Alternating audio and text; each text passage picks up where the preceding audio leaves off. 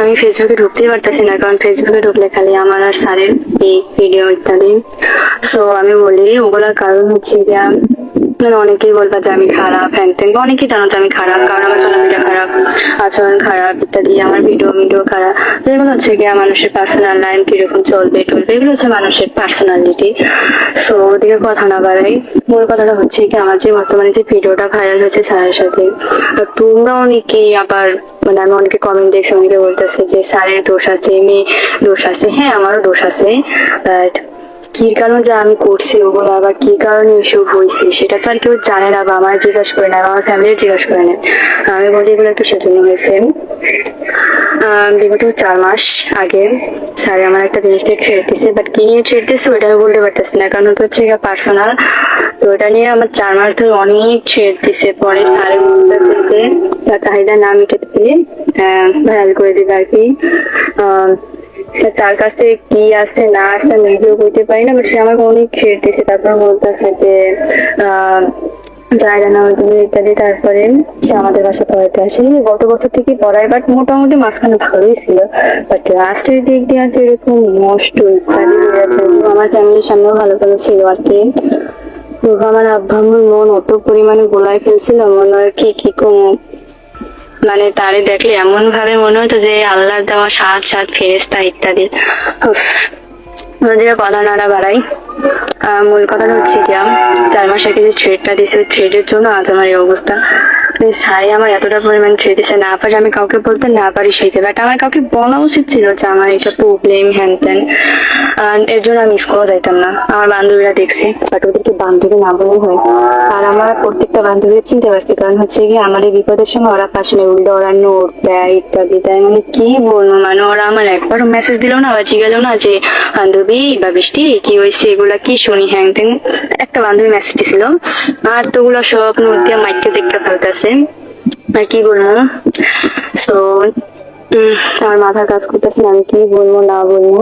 আপনার কাহিনীটা কই, 4 মাস ধরে যে আমার এই যে এতটা পরিমাণে এটি কোর্স করার পর এই গত 25 তারিখ রাত্রে স্যারে কি জানি কিনছে বা দেখছে, মানে আমাদের এই পাঞ্জুপাড়ার পোলাপাইন কি জানি নাম ভুলে গেছি, মানে সে আর স্যারের সাথে একসাথে আসছে নাকি, এখন সে নাকি দেখছে স্যার নাকি একটা ওষুধ কিনছে ইত্যাদি। ওষুধ করলাম না থাক। তো ওষুধটা কিনতে মা অনেকবারই দেখছে, আর স্যারে প্রতিদিনই খাবার নিয়ে আসতো, মানে আমার আব্বু আম্মু দেখতো। আর আমার আব্বু আম্মু অনেক নিষেধ করছিল যে স্যার প্রতিদিন খাবার নিয়ে আসা লাগবে না, আমিও মানা করছি যে স্যার প্রতিদিন খাবার নিয়ে আসা লাগবে না, তাও আমার ট্রেড দিয়ে বলতেছে যে না তোর জন্য নিয়ে। মানে কি বলবো। তারপর ওইটা নাকি ওই ওষুধটা কিন্তু প্রায় নাকি অনেকে দেখছে।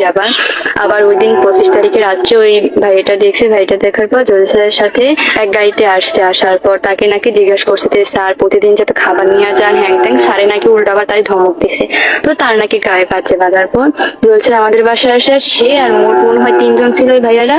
ওই 3 জন ভাইয়ারা আস্তে আস্তে আমাদের বাসার পিছনে ছিল। আর ওই দিন হচ্ছে স্যার অনেক লেট করে আসছে। স্যার মনে হয় কল দিছিল 7:55 বা ওতে কল দিছিল আমার ফোনে, বাট আমি ধরতে পারিনি। পরে আমি আমার আম্মুর ফোন দিয়ে স্যারের আমার ফোন দিয়ে স্যারের কল দিয়েছিলাম। কল দেওয়ার পর তার বউ ধরছে, তার বউ ধরা অনেক কথাবার্তা শোনাইছে, ঠিক মতো পড়াশোনা করো, আর এই নাম্বারে কল দিলাম। আচ্ছা ঠিক আছে আর দিব না। সো তারপরে আবার স্যারে প্রায় 5-6 মিনিট পর আমার কল দিছে, বলতেছে যে নাতি যান আইতাছি আমি। বলছি স্যার অনেক লেট হয়ে গেছে, কালে মনে হয় 8:30 বেশি বাজে। আমি বলছি স্যার লেট হয়ে গেছে, এখন আজকে আসা দরকার না। কয় না আমি আজকে আসবো। তো স্যার আসলো। তারপরে প্রায় 1 ঘন্টা বেশি হয়ে গেল, তার আর খোঁজ খবর নাই। তারপরে 9:35 না জানি 33 বাজে ওই টাইমে স্যারে এসে বাসায় উপস্থিত হয়েছেন। কি জানি নিয়েছিল ওই দিন, মনেও নাই আমার। তারপরে আর ওই ভাইয়াটাও আসে স্যারের সাথে। ওই ভাইয়াটাও দেখছে যে স্যারে যে ওষুধটা কিনছে ওষুধটা খাইছে স্যারে, আর প্রতিদিন ওই রাস্তার ওই জায়গায় ফালাই দিয়ে আসে। তো ওটা দেখছি, দেখার পর আমাদের বাসায় আসছে স্যারে। তারপর ওই ভাইয়াটা পিছনে লুকাইছিল। তারপর আধা ঘন্টার মতো আমার পড়াইছে, বাট আমার দিকে কেমন কেমন করেছেন তাকাইতেছিল। আমিও মনে মনে সন্দেহ করছিলাম যে স্যারের আজকে মনে হয় ওই সেখান। তারপরে আমার সন্দেহ লাগছিল আর কি। কি বলবো, স্যারের কথাবার্তা ওই দিন ঠিক ছিল না, মানে কেমন মানে গামজা খাইলে যে কোয়ালিটির কথাবার্তা ওইরকম, মানে হালকা রোমান্টিক টাইপের ওইরকম টাইপের কথাবার্তা বলতেছিল আর কি। মেবি কটা বাজে 10টা 15তে আম্মু শিকার আনতে গেছে। তো ইশিকা আনতে গেছে, ওদিন ইশিকার আমার ছোট বোনকে অনেক লেট করে আনতে গেছে। যাওয়ার পর প্রায় 2 মিনিট পর স্যারে উঁকি মারছে আম্মু গেছে কিনা। যাওয়ার পর মানে স্যারে চেয়ারে বসার পর মানে কেমন কেমন টাইপের জন্য কথা বলতেছে, নাতি চান আজকে দে ইত্যাদি ইত্যাদি করতেছিল, মানে অনেক বাজে ল্যাঙ্গুয়েজ আমার সাথে কথা বলতেছিলেন, ছেড়ে দিতেছিল আমার প্রচুর পরিমাণে। তারপরে আমিও ওয়াশরুমের বাহানা দিয়ে ওয়াশরুমে দাঁড়িয়ে গেছিলাম, আমার হাত দিয়ে টাইম না আমার বিছানায় শোয়াইছে। ওই 3টা ভাইয়া শুনতে কিনা কইতে পারে না, ওই 3টা ভাইয়া নাকি শুনতে যে সারে আমার ভুল লাগাছে, কিন্তু ওইটাকে আমি আম্মুকে বলছিলাম আম্মু তাড়াতাড়ি ইশিকা আনতে যাও, কারণ ইশিকার ছুটিটা 9:30, আম্মু গেছে 10টা 15, প্রায় 45 মিনিট লেট করছে। তো আমার বলছে আম্মু তাড়াতাড়ি ইশিকার আনতে যাও। ইশিকা মনে করতে আম্মু আমার ভুলেই গেছে, কিন্তু 3টা ভাইয়া শুনতে যে স্যার আমার ভুল লাগাছে, মানে কতটা পরিমাণে বেশি শুনলে যাওয়া হয় আর কি। তো মানে তারে আমাকে মানে জোর করে হাতে মিলান করছে, আর আমি মাপ চাই আসতে না প্লিজ মাপ চাই।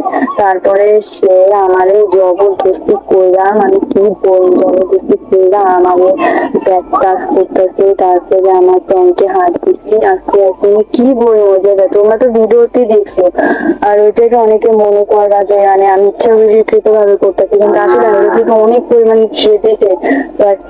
কি বলবো, আর থ্রেডের আমার কাছে কোনো প্রমাণ নাই, যেটা সত্যি কথা, যে পরিমাণ থ্রেড দিয়েছে ওটার কোনো প্রমাণ নাই। প্রমাণটা হচ্ছে গিয়া স্যারের এই ভিডিও, স্যারের সাথে আমি ইত্যাদি করছি, হ্যান করছি, ত্যান করছি।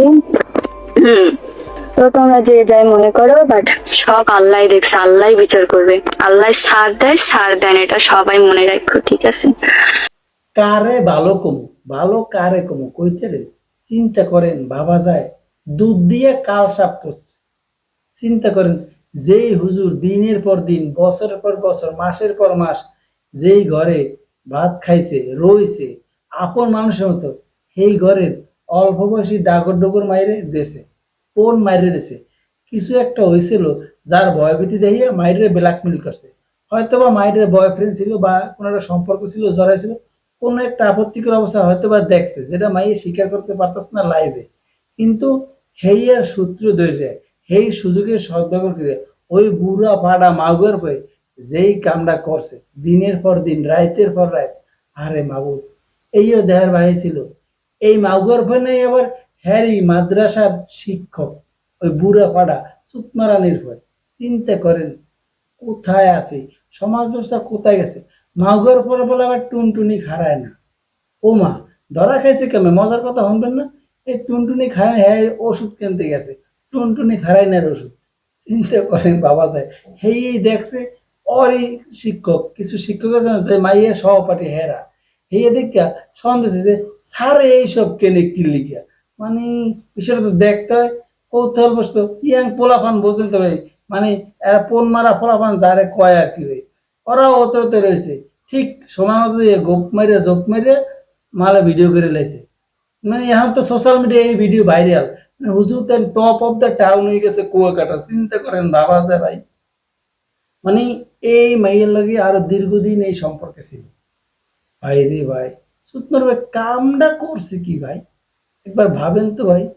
কারে ভালো কম, ভালো কারে কম আছে, নীতি নৈতিকতা আছে, সব তুইতে দিয়ে গুললে খাইয়ে লাইছে।